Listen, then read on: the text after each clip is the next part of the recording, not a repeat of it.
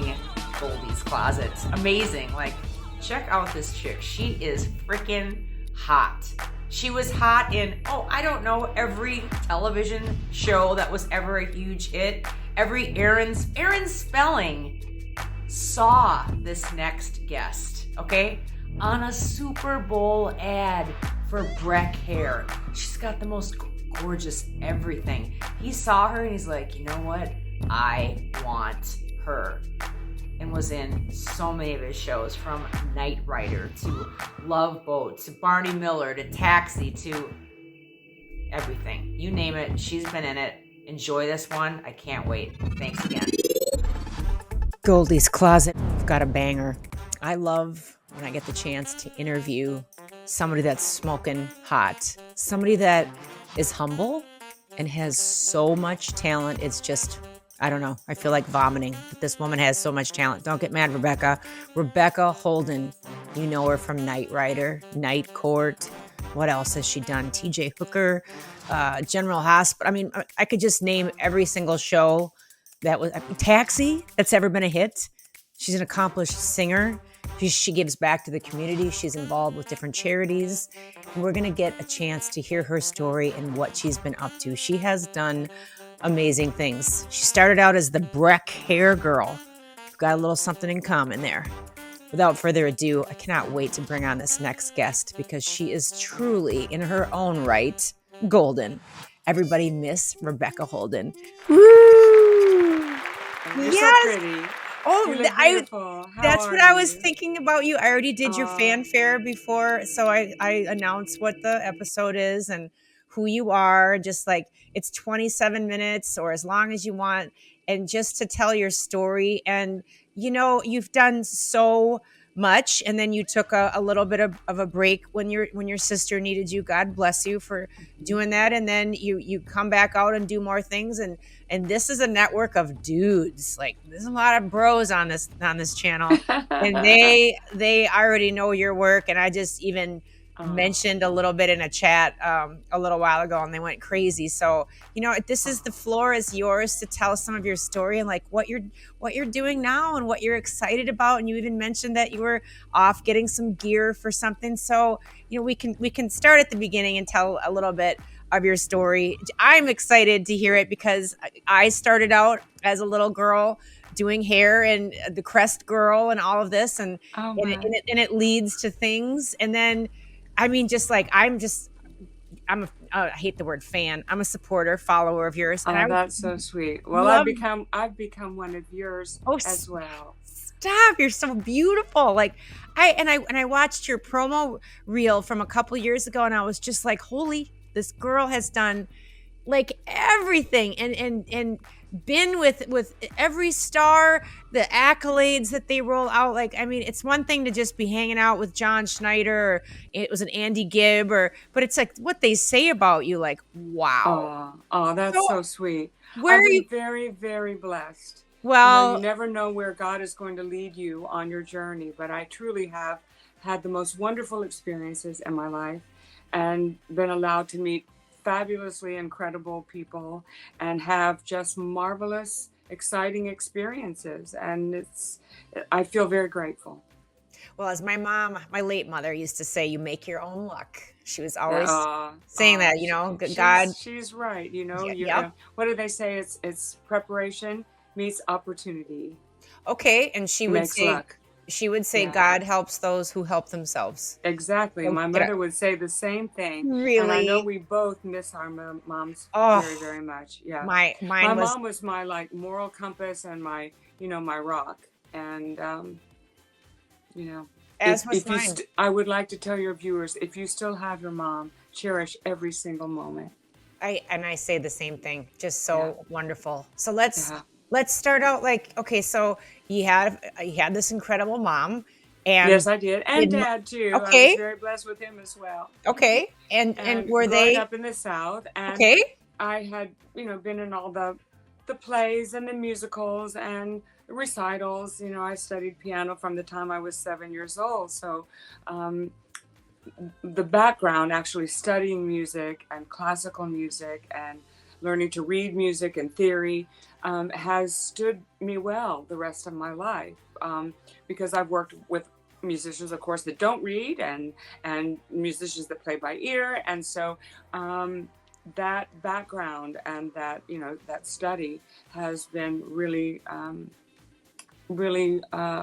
blessing to be able to work with whoever I get the chance to make music with. So I studied piano from the time I was 7, was in all the choirs and all the programs. And when I wasn't singing myself, I was playing piano for other singers and other orchestra members and other band members, for all-state band and all-state choir and so on. I was in madrigal singers, so I was very active in all the productions in school, but really sort of thought I would end up being a teacher or a music teacher. But I went to New York to continue my music studies. And while I was there studying privately with a teacher from Juilliard, an agent saw me and said, "You're our next Brett girl." And I said, "But I don't do that. I'm not on the camera. I'm a musician." And fortunately, they pushed me, and I said, "Okay." And I was put under contract for Brett Shampoo, and that led to so many other commercials: Dentine, Kellogg's, Cheerios, Ivory Soap, on and on.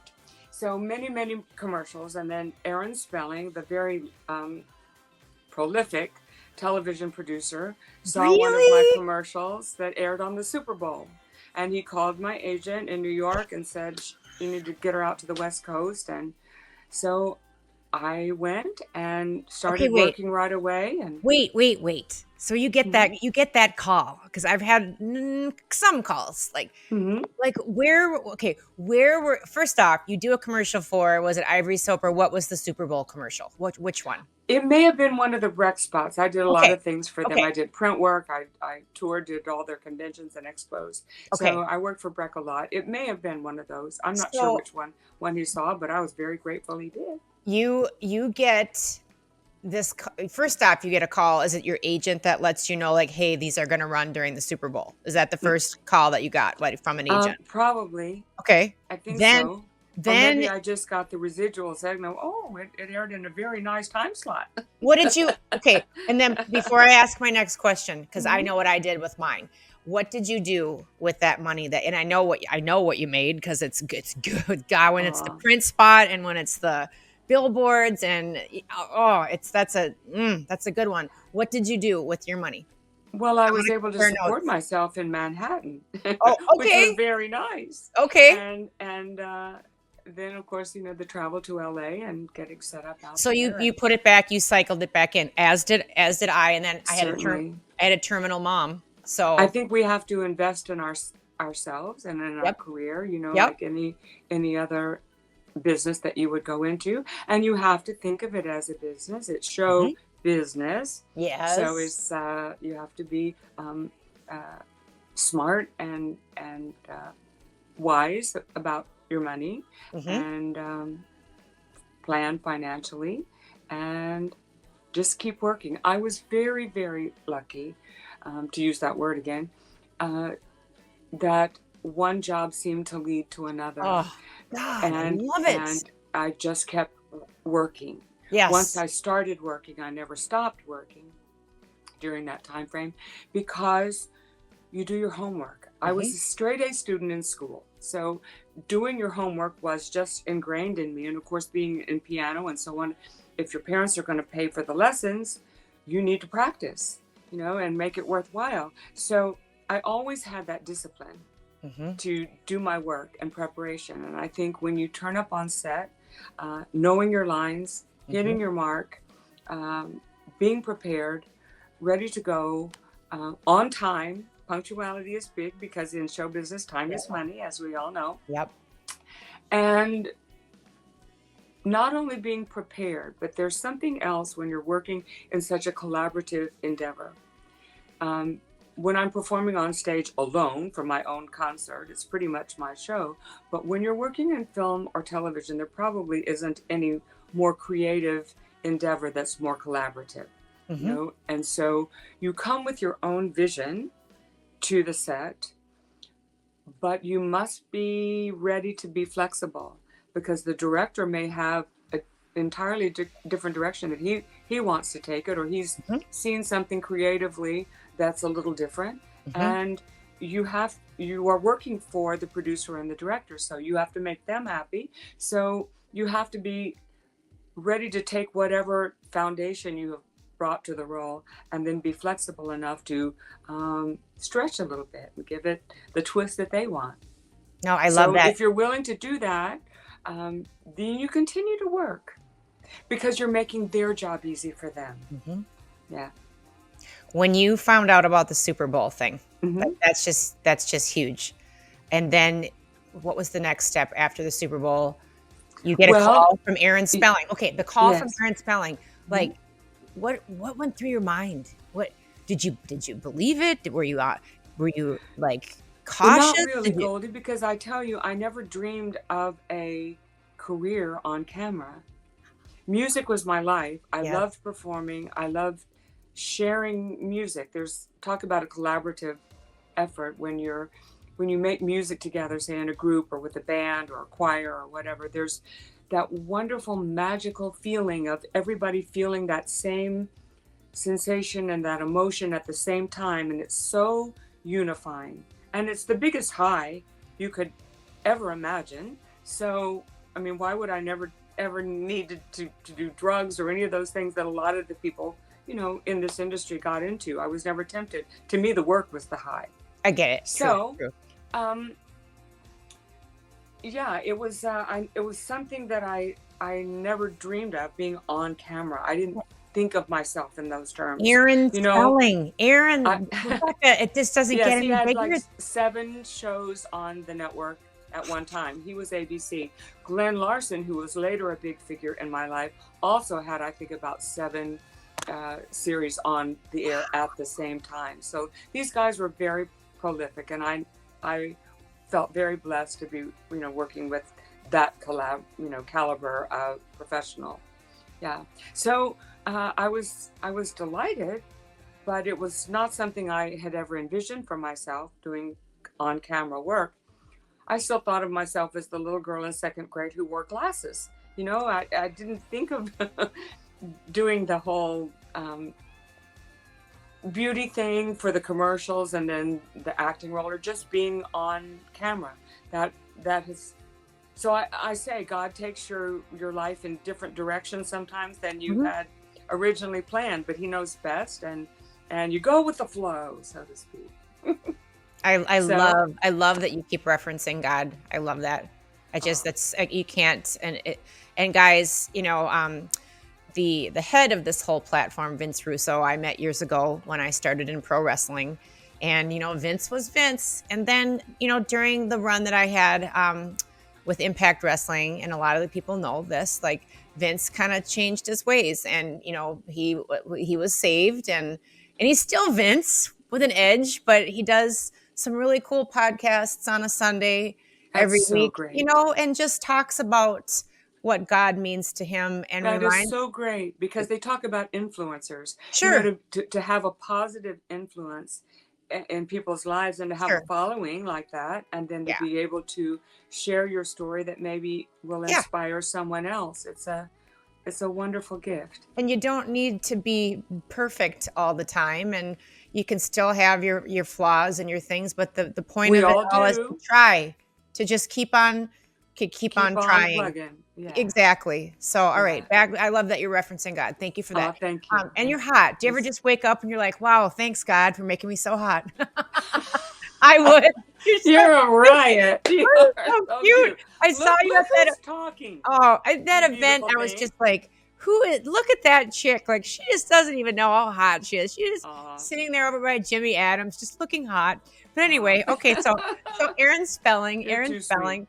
You start out. And I worked on a number of his shows. You did? I remember doing a 2-hour pilot for Matt Houston. And we actually shot it down in Houston, Texas, because that was the pilot. That was the 2-hour. So that was a great series. And worked for him a lot. Did several other pilots for him, as a matter of fact. And did 2 Love Boats.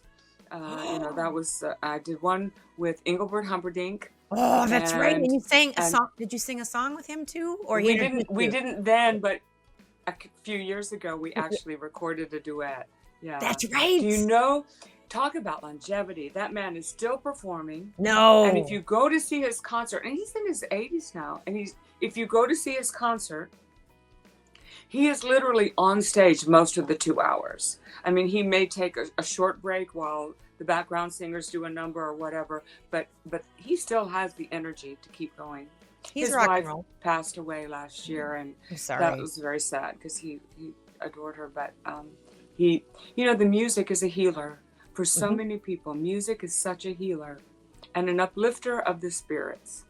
No, and I'm sure that touring, keeps him going, because when you tour with a band, which I have to, it's a family. It's a family on the road, and you become very close. When you're putting on shows. Even I did Six Flags Over Texas, as a young girl in high school. And when you're doing, I think we did 4 shows a day, sometimes on the weekend 6. That's and the show must go on no matter who gets laryngitis or whatever happens, or somebody, breaks a toe and you still got to get out there and dance. You become very close through those moments, it's and in musicals. I love doing on-stage musicals. I did Oliver. I played Oliver, and all those kids, I mean, they were like my own children, You just grow very close, creating together and singing together and dancing together and making music, and it's wonderful. You seem so happy. Could be so blessed. I've been truly blessed to get, in this world, to get to make a living or do a job that you love. I know how rare that is, and I don't take it for granted. I did in my heyday. I did when I got one of my first record deals. I did take it for granted, and I got the big I'm head. tangled up in my cord here. Oh God, don't do that.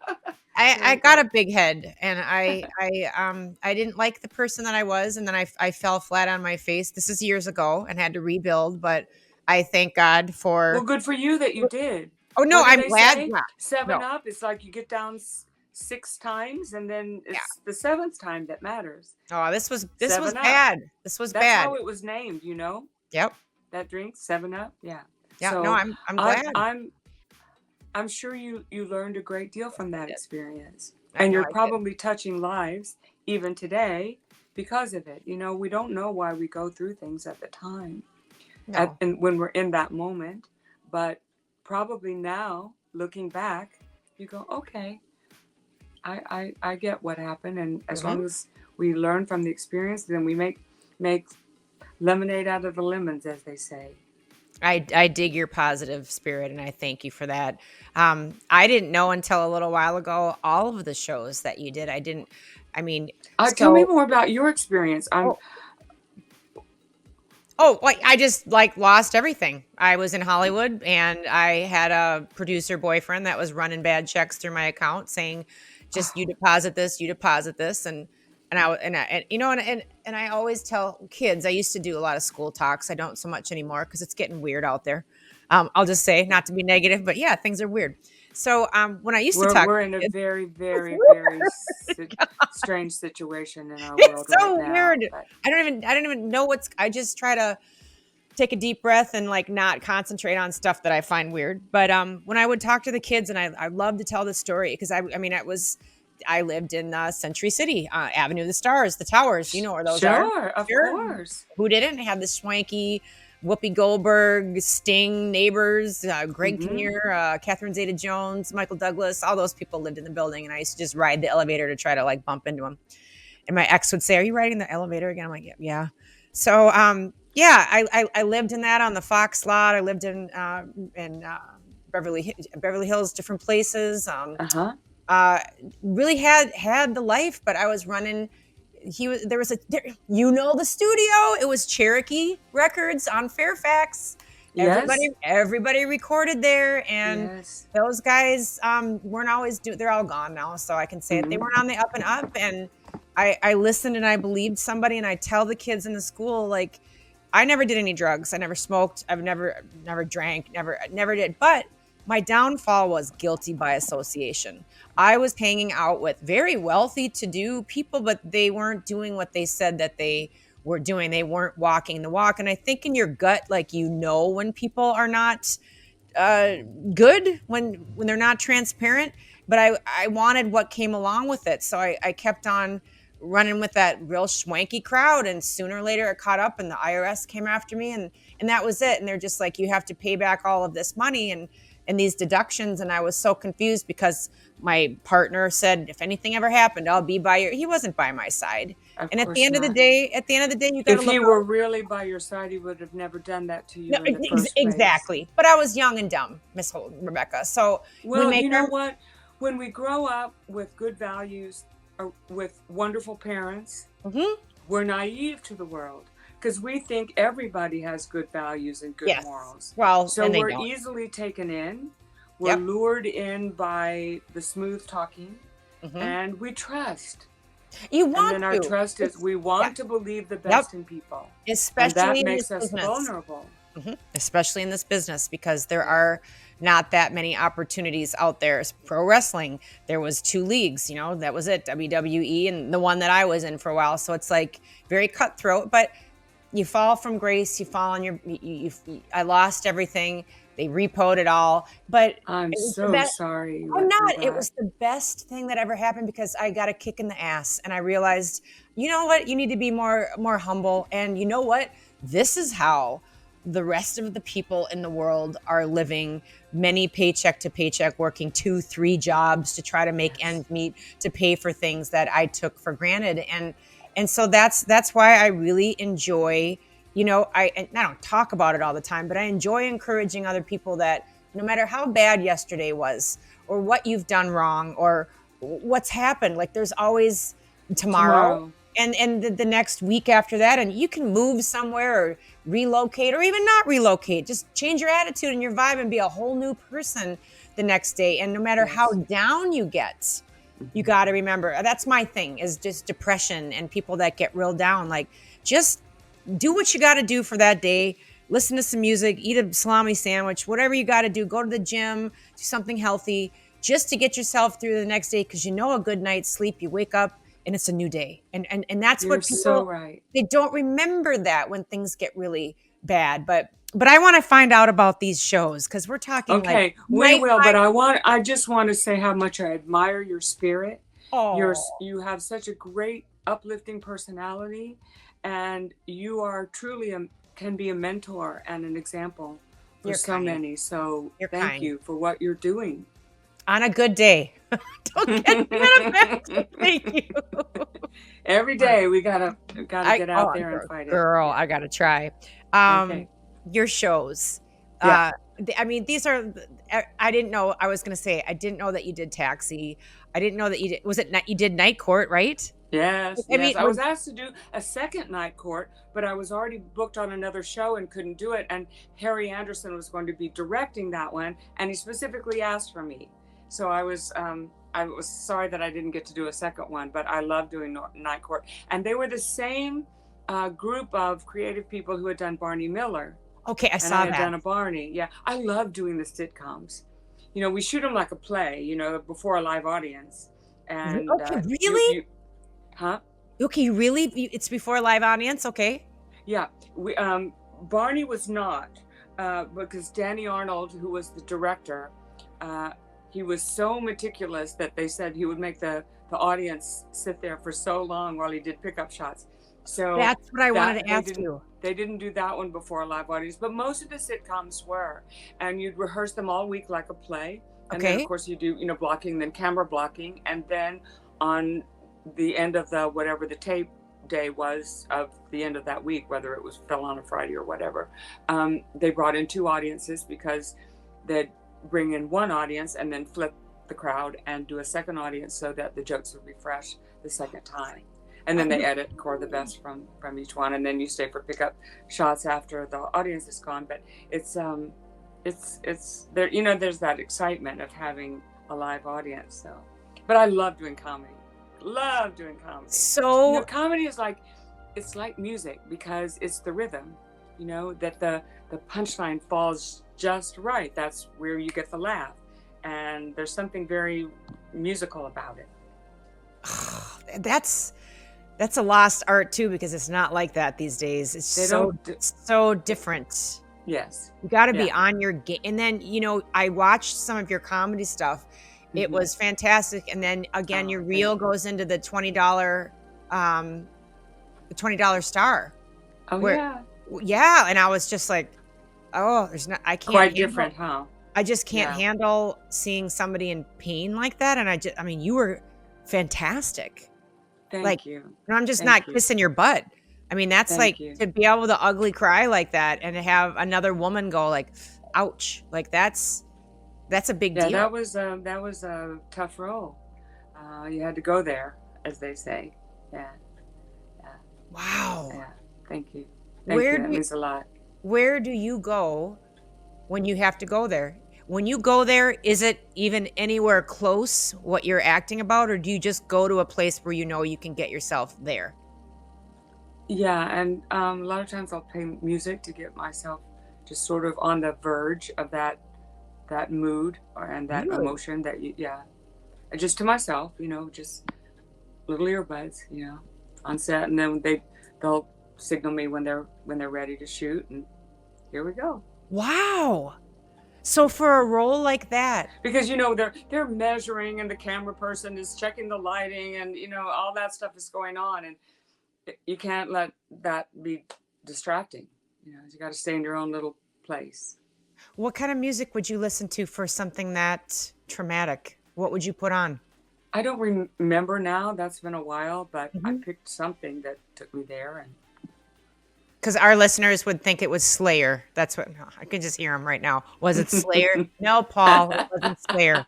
Okay, everything's metal with these guys. Yeah. All right, so you're moving on Mhm. to all of these roles, and then you moved to Nashville. Talk about doing your homework. All these Yeah, shows. of course I. Yeah, I'm not. You're Don't let the fake hair fool you. something. So you come to Nashville. Yes, and I was on Curb Records there. And I didn't know you were on toured Curb. Your wiki doesn't say Curb. Okay. Yeah, I was on Curb. I had a Mike single out Curb? called The Highway.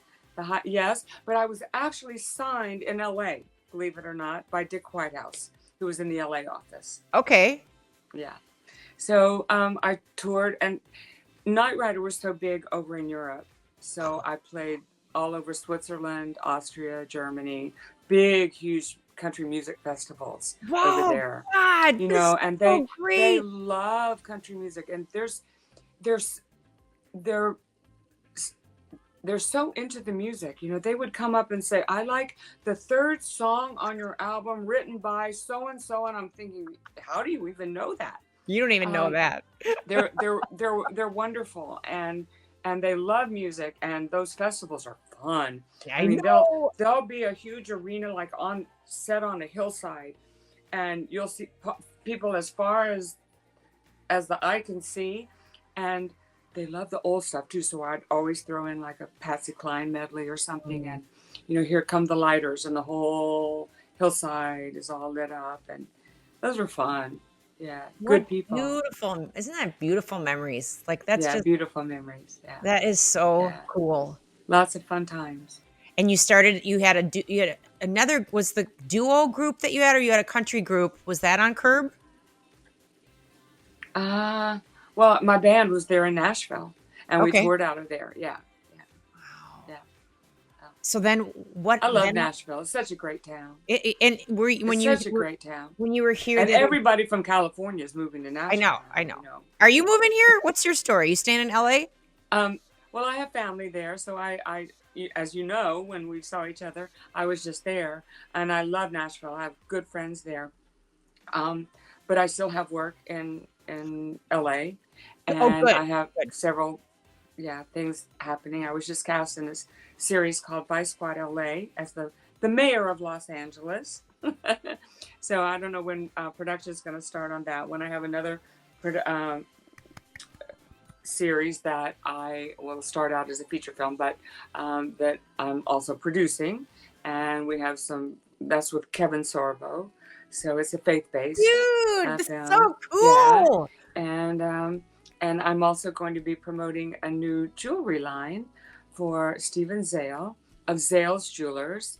Zale, was sold as a public company, but Stephen, who was this award-winning designer for his family, has always stayed in jewelry, and we have the new Renoir legacy brand jewelry line, and I'll be the new face for it.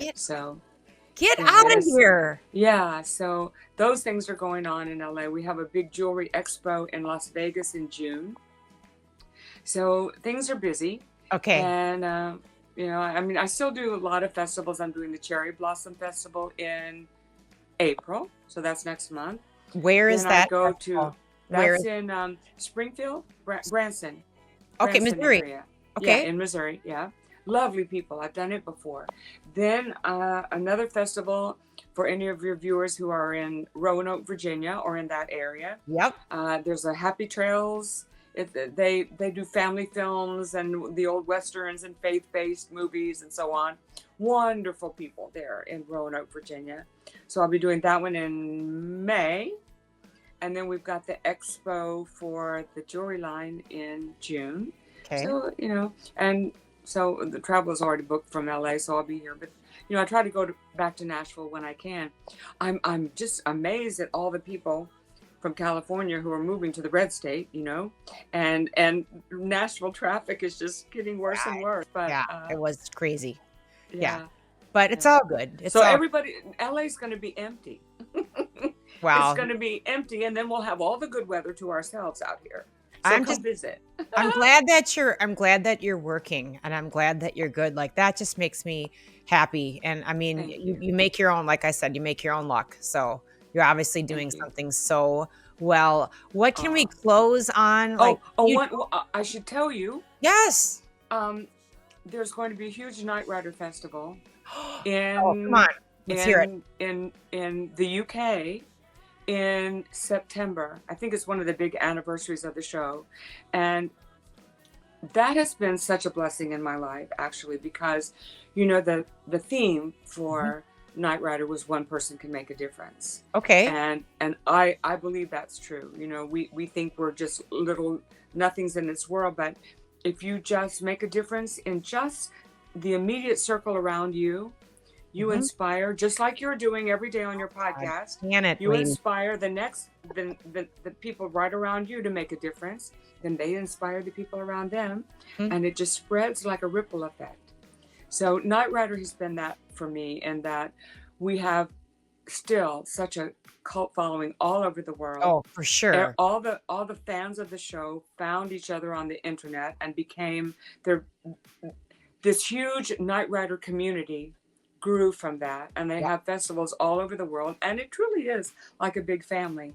So I've seen the festival pictures of some other things that you've done, and I just was like, it does remind me of the wrestling community, sports entertainment. It's the same meat and potato structure and that, and it's very, very cool, and I'm so grateful for all the people listening on this, and and it brings people together, and it forges friendships. How could you get better than that? No, you can't. And your website, I'm going to go ahead and put that in there just for people to be able to go and look. Everybody go look and see where she's going to be near you, and come and do the support with the gimmicks. If she's got the gimmicks for sale, support with the gimmicks. Support this woman because she's got good vibes. How many chicks do you see coming on the show? I don't want that many chicks on this show because you got to have the good ones. This is a good one. Support Miss Bolton. She is awesome. Support Goldy. This is a wonderful thing that you're doing. I'm good. You're so sweet. Is there anything else? You're very brave to put yourself out there like that. Many people, wouldn't. And that you are so generous with sharing your story is sweet. Is inspirational. No, you're so kind, so kind. I wished I could have gotten to holler at you more at the event, but it was just so cool to even see you looking hot across the room. Well, I'll be back, and we'll get together in person next time. Well, next time Jimmy's doing something or you're around, I'd love to show up and make a quick. He's such a wonderful person, isn't he? He's Jimmy. Yes. He's Jimmy. Yes, and he's building something truly, truly magnificent that is going to truly make a difference in this world. He's worked for so long. He and his team, building this platform. I've seen it. Yeah, it's an amazing thing, and it's going to keep growing and making a difference. And I was blown in away this at whole world. how far he got with it already. And I thought he was like, oh, thought he was just going to show me this little idea. I'm like, oh, it's done. Okay, well, never mind then. Yeah. And they've done some history-making events just recently. I know it. Just streaming around the world. So amazing stuff. All right, well, we will check out your website. We will thank you so follow. much. And then is it just Facebook that I did ask you your socials, but like, do you even do social? I'm on Facebook as well. Okay. There's a personal page and a fan page too. So no Twitter though. You're not doing the Twitter. I don't do the Twitter. Too many of my Patriot friends have already gotten banned after building up huge followings. So, oh God, you know, I don't believe in censorship. You know, we have freedom of speech in this country. Wow, do we? Really? not lately. We were supposed to, but as you know, the past 2 years has been a little bit different. The little robot fact checkers are sort of it's interesting. Contrary to what our republic is about. What's allowed to be posted? I'm just like, really? Like that's allowed? Mm-hmm. Really? Mm-hmm. Like, yeah. I'll just keep talking about God and pissing everybody off. That's fine. You got it. Thank you. Girl, you're amazing. Have a wonderful you are amazing. Rest of your day, and good luck with the so performance that you were telling me that you're getting ready for. Yes, Saturday morning, I'm performing for Operation Gratitude. I get asked to do the national anthem everywhere, and I always say yes. And I'm doing some more patriotic music through the day. It's one of their big anniversary celebrations. They make Care Bears for all the children of our troops. They do wonderful things. So whenever anybody asks me to sing for our country, I'm there. Well, that will resonate with our audience very nicely. So thank you so much. Great. So if you need the anthem, get in touch. Sounds like a plan. Everybody, we want to thank you so much for tuning in to this episode of Goldy's Closet with Miss Rebecca Holden. We're going to remind you always to stay safe, but be free, and always stay golden. Yay. Love that. Thank you. Thank you so much. Bye, sweetheart. Signing off.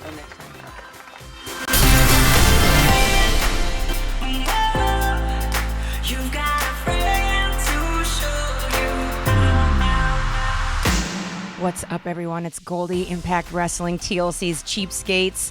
Ted Nugent's running wild from him somewhere in the woods. And maybe you've seen our band, Goldilocks Band. We're out there, we're on tour, but now we're connecting on Cameo. So I want to tell you that I am here to be your humble servant, and that's whatever you need said for you, for a friend, a shout out, a golden shout out, you name it, here and on it. Now, just reminding you, keep it classy, keep it cool, and keep it above the belt. But I want to offer you something a little bit different.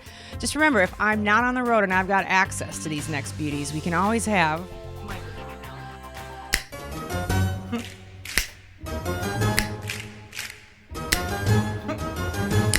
da-da-da-dum. I want to make this the most amazing experience for you ever, because you deserve it, your friends deserve it, your loved ones deserve it.